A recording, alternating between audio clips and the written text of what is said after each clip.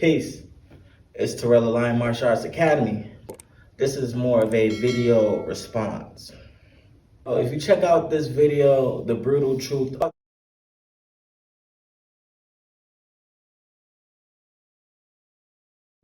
I have to say to the content creator, Wrong, wrong, wrong, wrong.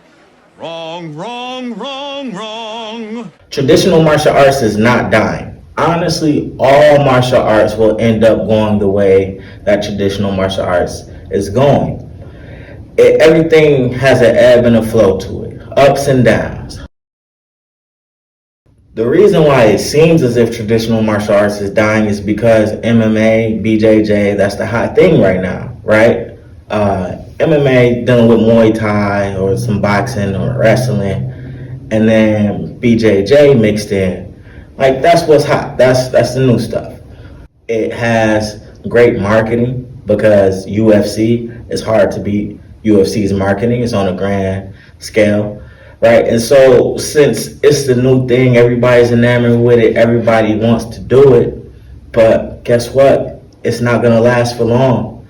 Matter of fact, BJJ is already starting to go the route of traditional martial arts. And honestly, if we just deal with this term traditional martial arts, BJJ is a traditional martial art. If you call Wing Chun a traditional martial art, guess what? Muay Thai is a traditional martial art because Muay Thai is older than Wing Chun. When we talk about traditional martial arts, maybe it's more so the Chinese or the Japanese or the Korean arts that we think of. You know, the ones that's in a Zaofo or in a Dobak or in a gi.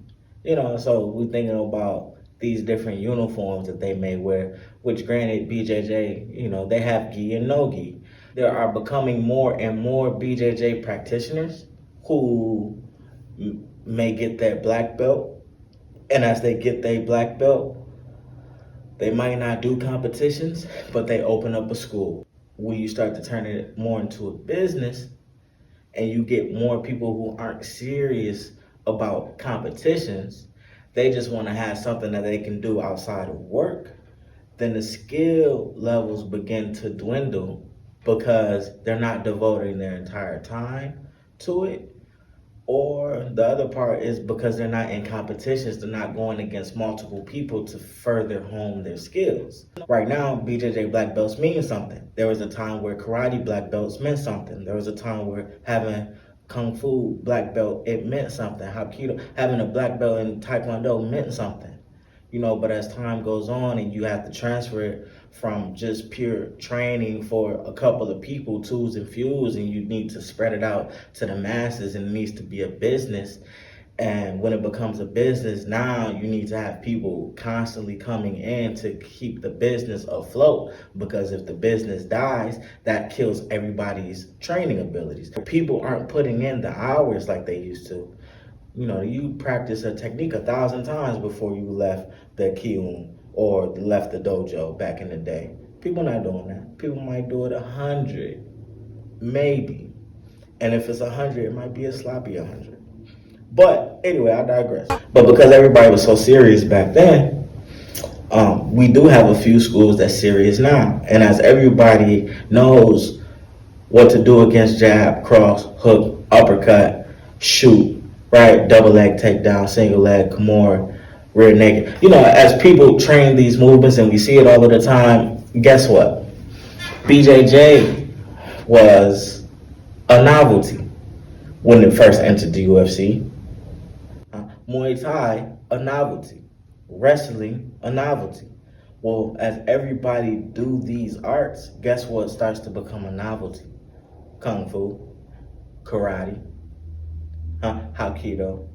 Now the traditional martial arts become more of a novelty. And we start to see the rise of traditional martial arts in MMA. People were saying, you can't do back kick, spinning back kick in MMA. Well, they started incorporating it. You can't do tornado kicks, and they started incorporating it. You can't do Kung Fu and all of this trapping. Guess what? You do trapping on the ground in BJJ. You do trapping in the air for elbows. They're incorporating it. So now we have Kung Fu starting to enter into the chat. Karate has entered into the chat of MMA. And as we continue to grow and people are more and more used to what you do in boxing or kickboxing or Muay Thai and wrestling and BJJ, and people get used to all of these movements, guess what people aren't used to? The way Kung Fu guys move. And that's the thing with us, whenever we go out to an MMA gym, we always surprise them with what we're able to do, because they don't think that we can do these things, that we can move the way that we move.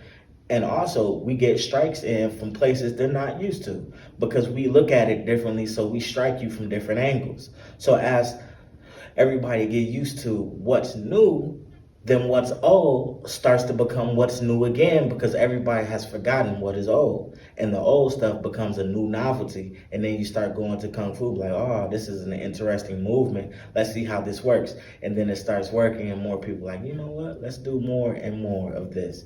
And so now I love the internet. There was a trend.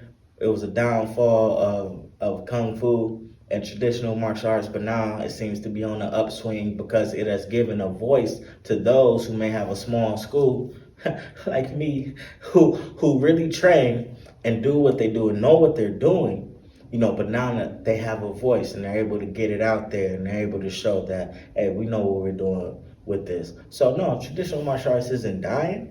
It's not dead. It may be asleep, but it's about to wake up, and it's about to wake up soon. So. You're wrong. You're wrong. You're wrong. So if you like this video, go ahead, like this video, subscribe, hit that notification bell. You'll get more things like this. Or if you don't like this video, that's your problem.